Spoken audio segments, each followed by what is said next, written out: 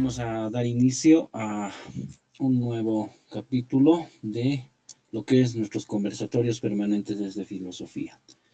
El tema que hoy nos convoca es la Iglesia Católica post Francisco I, crisis o porvenir negro. Tenemos de expositor a nuestro compañero de la carrera de filosofía.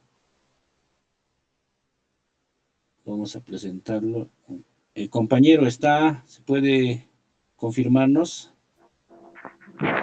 Buenas noches, compañeros, ¿me escuchan bien? Estoy en sala, ¿cómo están? Buenas noches. Sí, se escucha perfectamente. Bien. Entonces, vamos a dar inicio al conversatorio. Una presentación breve del compañero expositor. Su nombre completo, José Gabriel Estrelli Reynoso, estudiante de tercer año de filosofía. Tiene además especialidades contador público y docente en contaduría general, contabilidad tributaria, contabilidad de servicios y bancaria. Él nos va a dar una exposición de 20 minutos, a lo que luego vamos a agregar nuestras observaciones, preguntas para iniciar y dar rienda a este conversatorio.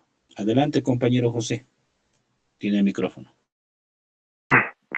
Muchas gracias nuevamente. Buenas noches, compañeros, compañeras. El tema que vamos a exponer hoy, como ya lo decía nuestro compañero Haynes, es Iglesia Católica post Francisco I, crisis o porvenir negro. Bueno, como una pequeña introducción, vamos a recordar que el Papa Francisco o Jorge Mario Bergoglio fue elegido el 13 de marzo del 2013 cuando renuncia el Papa Benedicto XVI, que era alemán, que su apellido era Ratzinger, ¿no? Entonces él a partir de esa fecha toma la rienda de la Iglesia católica, en este caso. ¿Qué nos reúne hoy? En esta etapa, nosotros nos vamos a preguntar primero sobre esa interrogante que nos atraviesa hace ya bastantes siglos, sobre el aspecto fundamental y trascendental que tiene la Iglesia, en este caso en nuestras vidas, más que todo en los países que somos católicos. También, ¿qué destino le guarda a la Iglesia Católica tras el pontificado de Francisco I? Recordemos que en este momento ya comenzó el cónclave y en un par de días se conocerá al sucesor. En este caso, otra pregunta que nos vamos a hacer es si estamos presenciando un renacimiento genuino o un preludio de su extinción de la Iglesia como la conocemos. Para esto vamos a buscar responder de la manera más objetiva posible para tratar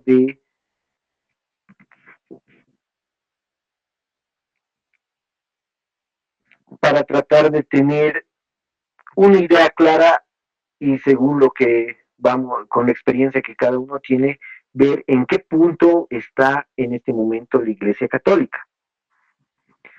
Básicamente, la Iglesia Católica es una de las tres religiones más grandes del mundo. Incluimos acá a la religión musulmana, a la religión judía y a la religión católica. No, primer punto, la crisis de la institución religiosa. Desde hace varios siglos hasta la modernidad, los pilares religiosos han socavado las tradiciones de cada país, ¿no? Un sociólogo, que es Max Weber, nos indica que la ética protestante y el espíritu del capitalismo, él básicamente lo describió como este fenómeno, como una fórmula lapidaria en el desencadenamiento del mundo. Básicamente nos está mencionando que durante la evolución que vamos teniendo con los siglos se va perdiendo básicamente lo que es la tradición religiosa. En este caso vamos a hacer énfasis en la tradición católica. Básicamente nos dice que las explicaciones mágicas dieron el paso al cálculo científico. La fe no solamente puede responder algunas, o no ha podido resolver algunas cuestionantes, y a veces por su excentricidad, la Iglesia ha generado una solamente espiritualidad dentro tanto en Europa como en el continente americano y en algunos países de África. Cabe recalcar que, poniendo un paréntesis en esta parte, que en la parte africana suena mucho el Papa de Ghana para ser el sucesor por el tema del conservadurismo que tiene. Bueno, cierro ese pequeño paréntesis. Eh, la masa moderna no acepta autoridad sin justificación, nos vienen a decir, por ejemplo, Ortega y Gasset.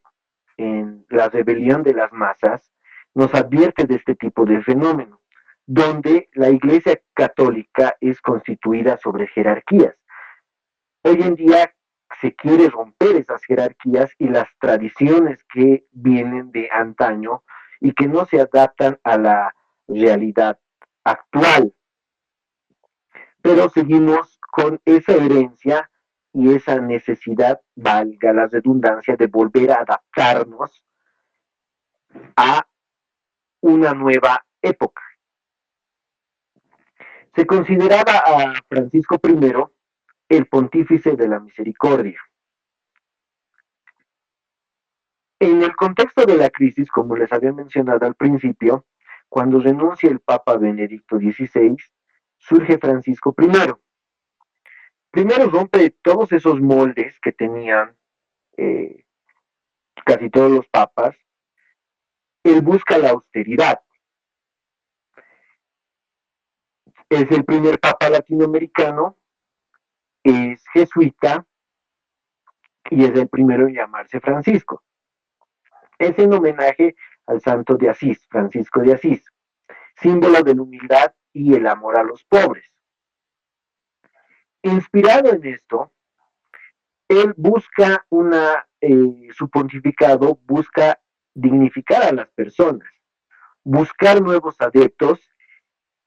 Básicamente, él en una de sus intervenciones en el Vaticano lavó los pies de refugiados, entre paréntesis, musulmanes, vamos a decir, porque él quería abrir, extender los brazos, y vale el término, de la religión católica hacia las otras religiones.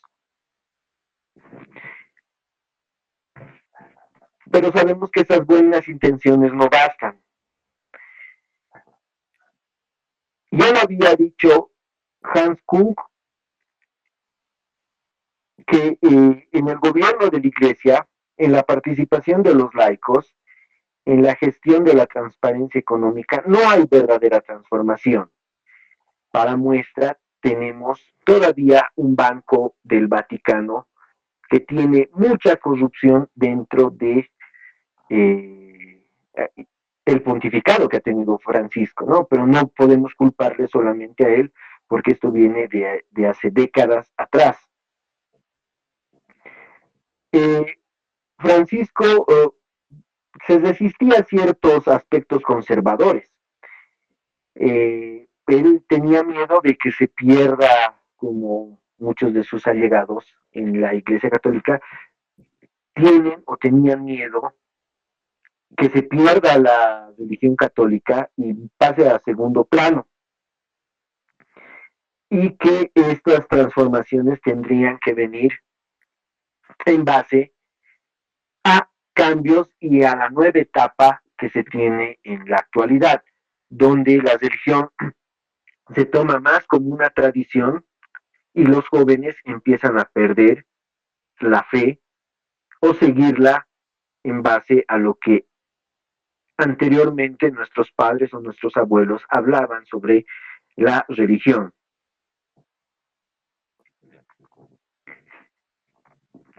El porvenir negro hacia la irrelevancia.